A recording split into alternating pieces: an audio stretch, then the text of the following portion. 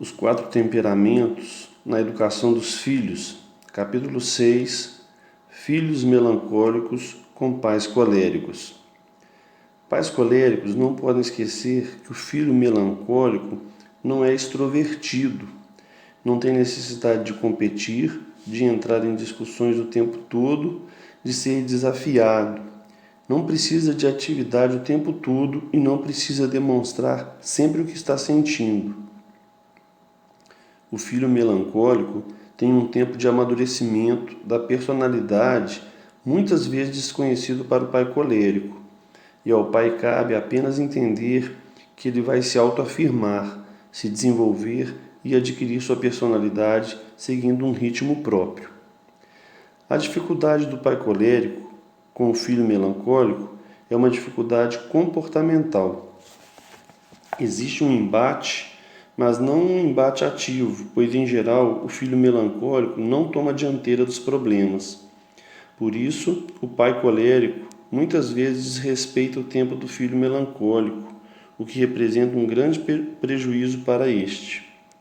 O pai deve entender que o filho precisa de um tempo de solidão, de introspecção e de calma para brincar. Ao ver o filho melancólico quieto, montando um quebra-cabeça ou desenhando, o pai colérico deve apenas deixá-lo em paz, sem ficar perturbando a criança o tempo todo. Nesses momentos, ele certamente está amadurecendo, construindo seu mundo interior numa atividade profunda de introspecção e concentração. A criança melancólica é muito mais ativa quando está quieta do que quando está em movimento. Ou seja, seu silêncio não significa que ela está triste. O parâmetro dos pais para identificar a tristeza deve ser outro, observando se o filho está contente, se brinca, se dá e recebe carinho, se come o que tem de comer, se quer ir para o colégio, etc. O pai colérico precisa enxergar a calma do filho melancólico e estar disposto a ajudá-lo delicadamente com as iniciativas e decisões. Eles não vão pedir espontaneamente para serem matriculados numa atividade física, numa competição ou para ir brincar no parquinho. São os pais que de alguma maneira devem oferecer isso a ele. Os pais coléricos precisam ter cuidado para não passar feito um rolo compressor pelas atividades do filho melancólico. É importante que os pais coléricos encontrem tempo e paciência para ouvir os filhos melancólicos, pois em geral eles não se expressam tão clara e diretamente quanto uma criança colérica ou sanguínea. A expressão do melancólico precisa de tempo para aparecer, e muitas vezes os pais coléricos têm de se controlar para conseguir esperar pacientemente que o seu filho apareça.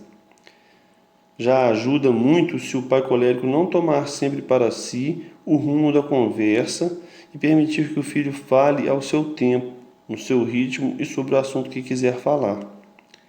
Nesse contexto, o pai colérico precisa entender que, somado ao tempo de latência comum entre pergunta e resposta, tempo que uma pessoa leva para responder uma pergunta simples, normalmente inferior a meio segundo para adultos e mais longo entre as crianças, existe a característica do temperamento melancólico de ser mais recolhido, de não ficar mudando o assunto da conversa a todo instante.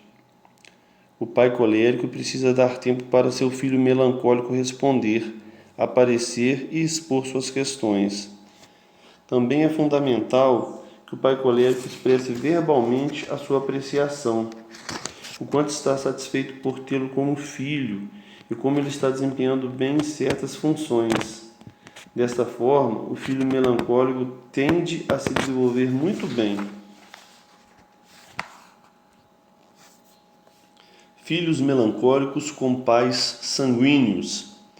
Pais sanguíneos são expansivos, gostam das relações pessoais, de estar sempre falando, de ambientes de festas e de promover atividades. É exatamente essa característica que pode gerar conflito com o filho melancólico.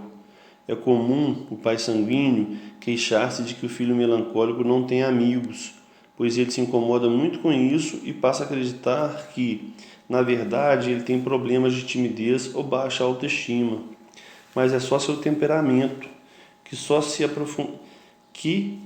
aprofundar nas relações com o tempo. Ele não é como o pai que tem muitas relações, mas não as aprofunda. É comum um sanguíneo ter muitos amigos, mas não ter um amigo mais íntimo que conheça o interior de sua alma, porque às vezes nem mesmo ele chegou a formar o próprio universo interior. Algo que pode machucar muitos filhos melancólicos e que tende a vir de pais sanguíneos é ouvir dos pais piadas a respeito de alguma característica sua. Os filhos melancólicos não apreciam piadas sobre eles mesmos e também não costumam rir de tudo. E os pais sanguíneos, diante desse comportamento mais introspectivo, tendem a achar que é pessoal. Não é. Os pais devem estar perto dos filhos como pais, com responsabilidade e maturidade, convivendo com eles de modo a entender que tem um ritmo específico de aparecer, de demonstrar os seus afetos e de entrar nas brincadeiras. Com seu jeito expansivo, os pais sanguíneos podem ajudar muitos filhos melancólicos a romper uma estrutura fixa que pode paralisá-los na vida adulta. É importante que os melancólicos desenvolvam a capacidade de iniciar atividades e de mudar de uma atividade para outra, coisa que o sanguíneo faz com naturalidade. Com paciência e gentileza, o pai sanguíneo deve incentivar novas atividades, e já que naturalmente o filho melancólico não consegue mudar de uma atividade para outra, ele valorizará o auxílio do adulto. Filhos melancólicos com pais melancólicos. Essa coincidência na relação traz enormes vantagens. Pai e filho valorizam a quietude, a solidão, o espaço individual e o momento para introspecção. O filho melancólico não se sente invadido em seus movimentos interiores pelo pai melancólico, pois o pai não faz isso. Os dois se conhecem e o adulto sabe que isso é importante para o filho. O maior risco, como é possível prever, é os dois se distanciarem, ficando cada um irremediavelmente imerso em seu próprio universo, sem se movimentar em direção ao universo do outro. Nesse contexto, o pai acaba se distanciando do filho, mantendo-se afastado mesmo nos momentos em que seria preciso ajudá-lo. E também deixa de motivar a criança a agir, privando-a muitas vezes do seu carinho e seu amor. Como o filho melancólico não demanda isso, o pai de mesmo temperamento não vai se esforçar para atender a essa necessidade afetiva.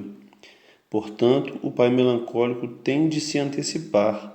Ao mesmo tempo que respeita o processo de introspecção, solidão e quietude do filho, ele deve a todo instante demonstrar afeto, carinho e amor, mesmo que pareça um pouco exagerado.